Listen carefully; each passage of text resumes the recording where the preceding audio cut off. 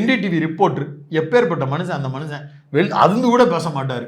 அந்த மனுஷன் நடந்து போய்கிட்டு இருக்கிறாரு, அவர் கழுத்துல துண்டை போடுறான், தலையில ரிப்பனை கட்டுறான், ஜி ஜி ஜி ஜி ஜி ஜி ஜி. இதே மாதிரி ஒரு திமுக கார டான்ஸ் ஆடிட்டு வந்தா இதே ஊடகங்கள் என்னவா அவரை பிராண்ட் பண்ணுவேன், குடிச்சிட்டு வந்திருக்காரு அது இதுமானுங்க.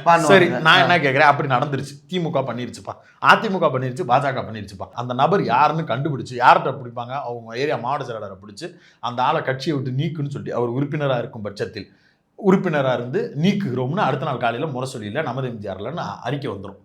இந்த பையனுக்கு அப்படி வந்துச்சா? வராது. ஏன் வராது? அவன் யாருன்னு எங்களுக்கு தெரியாது. இல்ல கட்சியில 18 வயசுக்கு மேல தானே சேர முடியும்.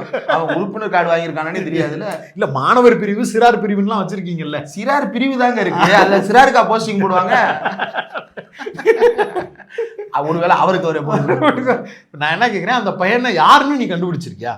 முடியாது. ஏன்னா அவன் பூரா டிக்கெட் வாங்குற மாதிரி வந்தவன். விஜய் எவ்வளோ நாள் ஸ்க்ரீனில் பார்த்தோம், இப்போ கேரவனுக்குள்ளே பார்க்க போகிறோம், அதனால நான் வந்திருக்கேன்னு சொல்லிட்டு வந்தவன். அவன் பின்னாடி அட்ரஸு, அவன் எந்த ஊர் என்ன ஏரியா அதெல்லாம் கண்டுபிடிக்கிறதுக்கு அந்த ஏரியாவில் இருக்க மாவட்ட செயலரையாச்சும் கூப்பிட்டு வந்திருக்கணும். அந்த ஏரியா மாவட்ட செயலாளர் விக்னேஷ் அந்த இடத்துல எங்கேயாவது பார்த்தீங்களா? விக்னேஷ், ஆமாம், அவர் அங்கே இருக்கவே இருக்க மாட்டார். அப்படி ஒரு நபர்களை உருவாக்கி விடணுங்கிற எண்ணம் இருந்தால் தானே இருக்கும். அது எதுவுமே இருக்காது. அப்படியாக ஒரு கூட்டமாகத்தான் அந்த கூட்டம் இருந்தது. அவர் திமுகவை அடித்து பேசிட்டாரு, பாஜகவை விமர்சிச்சிட்டாரு. இந்த உருட்டெல்லாம் உளுத்து போன ஒரு உருட்டு. அவர் என்ன செய்ய போறாரு கடைசி வரைக்கும் சொல்ல மாட்டார், தெரிஞ்சா தானே சொல்லுவார்.